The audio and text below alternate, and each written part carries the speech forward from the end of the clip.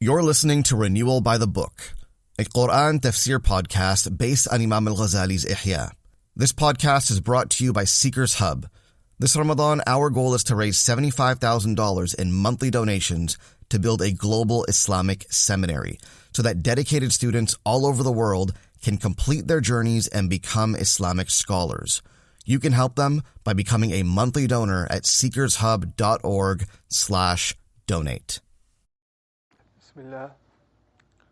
الذي لا إله سواه الواحد الأحد الفرد الصمد الذي لم يلد ولم يولد ولم يكن له كفوا أحد والصلاة والسلام على أشرف الأنبياء والمرسلين وعلى آله الطيبين الطاهرين وصحابته الصالحين الغر الميامين ومن تبعهم بإحسان إلى يوم الدين.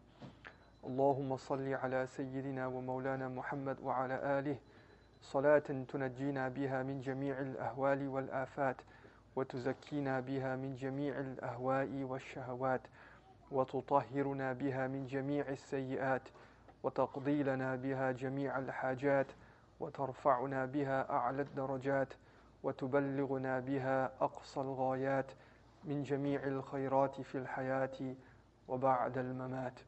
السلام عليكم ورحمة الله. كيف حالكم؟ الحمد لله. خيرا. So some verses about the halal and the haram, the lawful and the prohibited. One of the ayat in Surah Al-Mu'minun, Allah subhanahu wa ta'ala says, يا أيها الرسل كلوا من الطيبات واعملوا صالحا إني بما تعملون عليم. Allah subhanahu wa ta'ala is addressing the prophets and the messengers, and they are the most noble and elect of Allah subhanahu wa ta'ala's creation. And Allah subhanahu wa ta'ala is ordering them, كلوا من الطيبات, eat from the good things, from the wholesome things. وَاعْمَلُوا صَالِحًا, and do good deeds and act righteously. إِنِّي بِمَا تَعْمَلُونَ عَلِيمٌ. Verily, Allah Azza wa Jal, I am aware, I have knowledge of what you do. In this ayah, there's a relationship between consumption and between action. Because Allah subhanahu wa ta'ala first says, eat of the good things. And then immediately after that, Allah subhanahu wa ta'ala follows that up with وَعَمَلُوا صَالِحَات, or وَعَمَلُوا صَالِحًا, afwan, إِنِّي بِمَا تَعْمَلُونَ عَلِيمٌ, and do good actions and work righteousness. So there is a relationship between what I consume and my spiritual state and the works that flow from that spiritual state of good or bad. And therefore Allah Azza wa Jal tells the Anbiya that in order to do good, we must consume good. In order to do what is beautiful and ethical and moral, we must nourish ourselves and earn and wear and eat that which is wholesome and that which is permitted by Allah subhanahu wa ta'ala. And that which is wholesome is the halal. Everything which Allah ta'ala has allowed and has permitted has benefit and is wholesome for us. And that can be in different ways. Sometimes the human intellect can perceive the material cause in those permitted things. Meaning we are able to rationally understand the wisdom and the reason why Allah subhanahu wa ta'ala allowed certain things and made certain things halal and made certain things haram. Sometimes we can do that because the halal and the haram are rationalizable by the intellect. But sometimes we're not able to do that. Sometimes we're not able to do that. We're not able to discern with our intellects, with our rationality, the wisdom or the wisdoms of why Allah subhanahu wa ta'ala has decreed something to be permitted and something to be not permitted or haram. But regardless of whether we can discern that intellectually and rationally or whether we can't, there most certainly is benefit and maslahah in that which is halal. And there is certainly harm in that which is haram.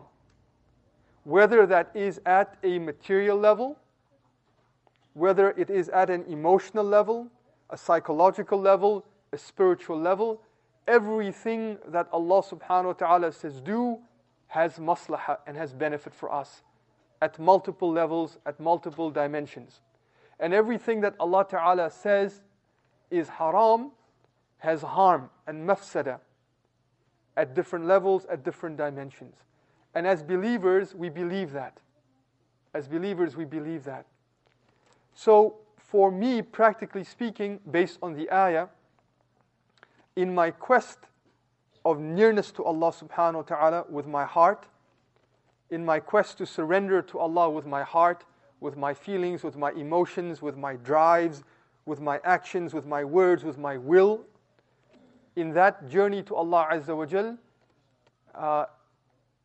and of doing works and deeds that please Allah subhanahu wa ta'ala, I must be very conscientious about the halal and the haram. And in the consumption of that which is halal and the avoidance of that which is haram.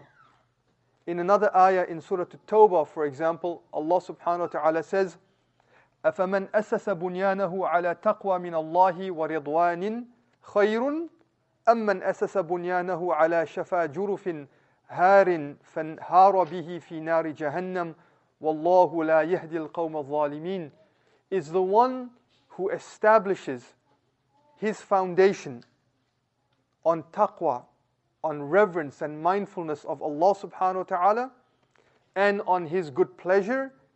Is he better than the one who establishes their foundation on a precipice that is about to crumble and fall, and that falls in the pit of the fire? And Allah does not guide a people who are unjust. So the establishment of our foundation on taqwa and what pleases Allah Azza wa Jal is like us establishing our lives on the halal.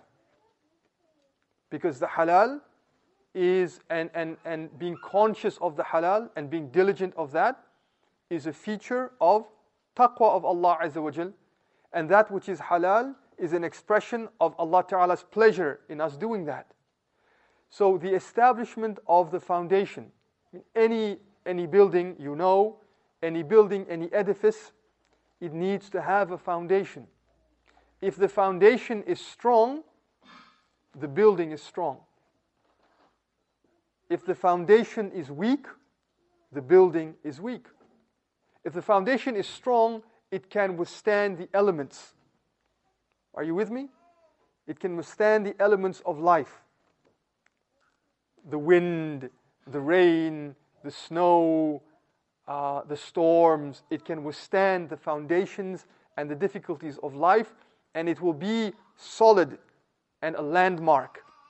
And it will be, if you like, in a state of istiqamah, of steadfastness. But if the building or the edifice or the structure is built on a foundation which is weak, that building is فَانْهَارَ بِهِ فِي نَارِ جَهَنَّمَ. That building will collapse.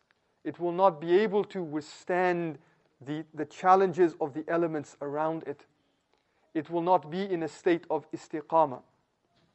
So in order for the edifice of ourselves, all right, our spiritual edifice, our spiritual structure to be strong and to be able to withstand the challenges of life and the elements of life, it must stand on a firm and solid foundation, and that foundation is the foundation of halal. That foundation is the foundation of halal. And if we are nourished, if our provision is haram, if our sustenance is haram, if our food is haram, if our clothing is haram, right? If our dwellings are haram, if our life is haram, the edifice of our spiritual structure is going to be very weak. And it's not going to produce كُلُوا مِنَ الطَّيِّبَاتِ وَاعْمَلُوا صَالِحًا. It will not produce what is salih. And by the way, salih, usually how do we translate it as? So salihat are what? Are good deeds, right? Salihat, so do good. Salih also means what is appropriate. So salih lil akal is what? Something appropriate to eat. Right? Good to eat, but also appropriate. So we won't be able to do good, wise, appropriate actions. Are you with me? We won't be able to do actions that are appropriate for the time, for the space, for the place, for the moment.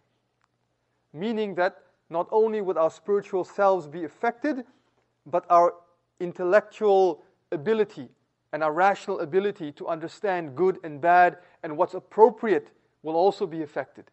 Because what is salih is what is good and what is appropriate for the time. Because some things can be good in certain times and not good in other times. The idea is not to speak just a word of truth, but for that truth to have a probable good consequence. So just because it's true doesn't mean I say it. Just because it's true doesn't mean I say it.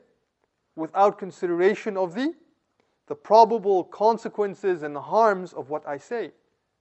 So therefore what is good is also what is appropriate. And unless my foundation is structured on that which is not dubious, which is wholesome, which Allah loves, which is halal, my structure, my life will be very precarious. Allah Azza wa Jal says in another surah, كَلَّا بَلْ رَانَ عَلَى قُلُوبِهِمْ مَا كَانُوا يَكْسِبُونَ كَلَّا إِنَّهُمْ عَنْ رَبِّهِمْ يَوْمَئِذٍ لَمَحْجُوبُونَ. No, certainly a rust, a dirt has covered their hearts based on what they earned. Because what they earned was impermissible.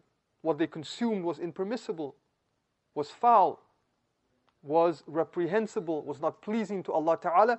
And as a consequence of that, what happened? This supra spiritual or supernatural rust, right, covered their hearts. And remember, as we spoke about before, the hearts are what? They're the vehicles for three things. To know right and wrong, to feel Allah Azza wa Jall's unity, and to seek Him. So when the hearts are covered by disobedience and by the consumption of that which is haram, our spiritual insight, the sight of our qulub are veiled, are blinded.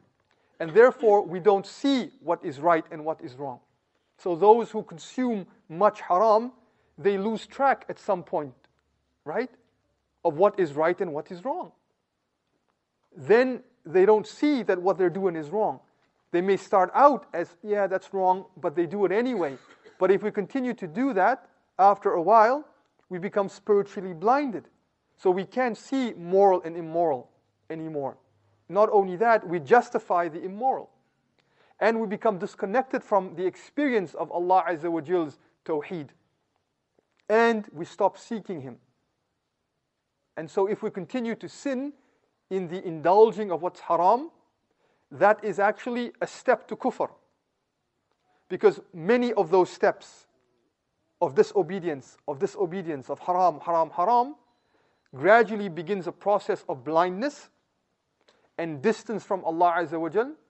And that leads ultimately to, the end of that could definitely be a messenger to kufr. Because many people who end up disbelieving in Allah Azza wa Jal, it had an origin. Especially Muslims, it had an origin.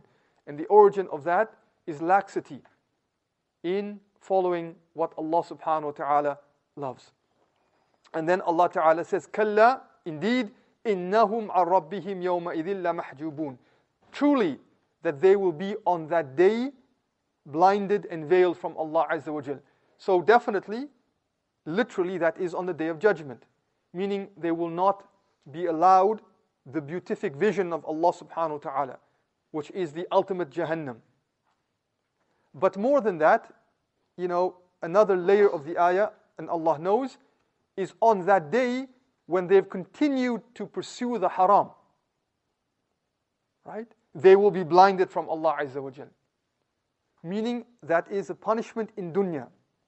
That after continuing to do that, there's a process, and then it culminates with a day on which, or a day in which, the heart is completely covered. As taught by Rasulullah sallallahu alayhi wasallam, the heart is completely veiled, and then we're blinded from Allah Azza wa Jal, and we're blinded from the realities of truth, of what is ethical and not ethical, what is right and wrong, virtuous and reprehensible. We don't see that, we don't feel that, and we don't seek to strive for that which is good and beneficial, and to stay away from that which is harmful. So this relationship, to remind myself and you perhaps, of the consumption of halal and haram, and the spiritual effects that it has on my life and on my journey to Allah Azza wa Jal, and the texts of that are many. Briefly, the famous text where the man is traveling and is in desperate need, disheveled, dusted, dusty and disheveled, belabored by the labor of traveling. And he raises his hands in dua to Allah for help and for succor and aid. And then Allah Ta'ala says, well, but his clothes were haram. His food was haram. غُذِيَ مِنْ haram. He was sustained by haram. فَأَنَّا يُسْتَجَابْ لِذَلِكَ. So how can he be answered for that? Because the heart at that point is so disconnected from Allah subhanahu wa ta'ala that the dua will not be answered. And then, of course, beautiful hadith and dua of Rasulullah sallallahu alaihi wasallam, one of which came to mind, Allahumma kfina bihalalik an haramik. Ya Allah, suffice me with your halal away from what is haram. Wa aghnina bifadlika amman siwak. And then free me by your grace from everyone and everything besides you. Beautiful dua. That indicates again the relationship between halal and haram, and between the spiritual quest to Allah Azza wa Jal, of nearness, of gatheredness of our hearts, of having our hearts enriched by the oneness of Allah Azza wa Jal. Because the dua says, Ya Allah, grant me sufficiency and kifaya in the halal. And indeed, when Allah Ta'ala prohibits something, there's always something which is permitted. That's number one. Number two is, those that are the things that are prohibited, in contrast to what is allowed, are very minuscule and very minor and very small. So the haram, in comparison to the halal, are very little, because of Allah Ta'ala's rahmah. So Ya Allah, suffice me in that which is halal, so that I don't need that which is haram. And then the second part of the dua, وَأَغْنِنَا, and enrich me, بِفَضْلِكَ, by your grace, عَمَّنْ سِوَاكَ, from anything and everyone besides you. Meaning that allow my heart to attain freedom in you. Right? Allow my heart to be enriched by you and only you, that I don't need externally and I don't need internally anyone besides you, because Allah subhanahu wa ta'ala is Al-Kafi. Allah Ta'ala is enough, Allah Ta'ala is sufficient. And when we have of the reality of that in our hearts, then we don't need inside anyone besides Him. And that is, of course, as you know, the ultimate degree and level of freedom of our qulub. Because ubudiyya to Allah Azza wa Jal, in surrendering ourselves to Allah by following and seeking halal and staying away from haram, that ubudiyya leads to the freedom of our hearts.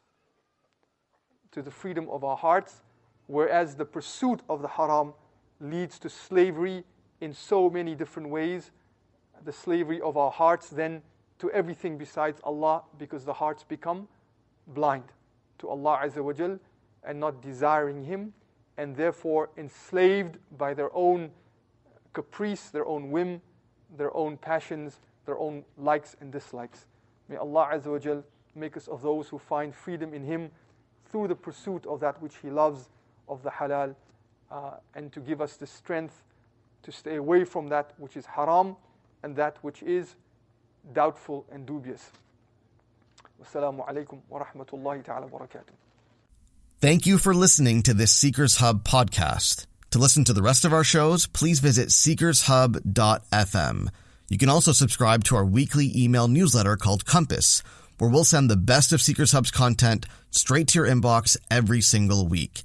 To get on the list, visit seekershub.org/compass.